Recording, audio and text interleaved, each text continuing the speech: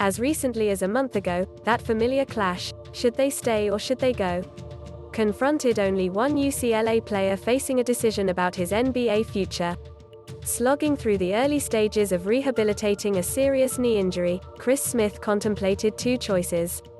Staying for one more college season would allow the senior guard to prove he was recovered and worthy of a draft pick. Going to the NBA draft immediately would allow him to cash in on his enticing upside, or risk falling down the draft board and going undrafted altogether.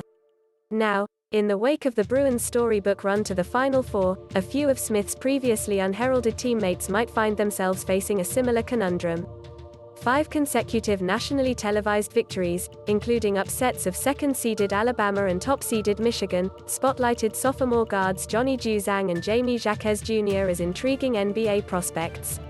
Juzang averaged 27.4 points per game in the NCAA tournament, and Jaquez made one winning play after another, driving for layups, ripping away rebounds and diving for loose balls.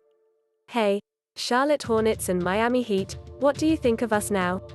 Unfortunately, there is a little bit of an East Coast bias, so a lot of these kids on the West Coast, I don't think people knew as well as some of the bigger names, one Western Conference scout said this week. Not everybody watches UCLA or lives in LA, so I think it's a little tricky. None of the 3 NBA scouts who spoke with the Times identified any of the Bruins as surefire first-round picks in what's expected to be a relatively deep draft. One of the scouts, who divulged their opinions on condition of anonymity because they were not authorized to discuss publicly college players, said Juzang should consider turning pro after becoming a Johnny-come-lately to the NBA draft scene. Juzang needs to come out now, because he's hot and he's proven that he can play at the high level, one Eastern Conference scout said.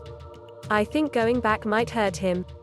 A Western Conference scout was more tempered in his assessment, saying that Juzang probably would be drafted somewhere in the middle of the second round were he to enter the draft.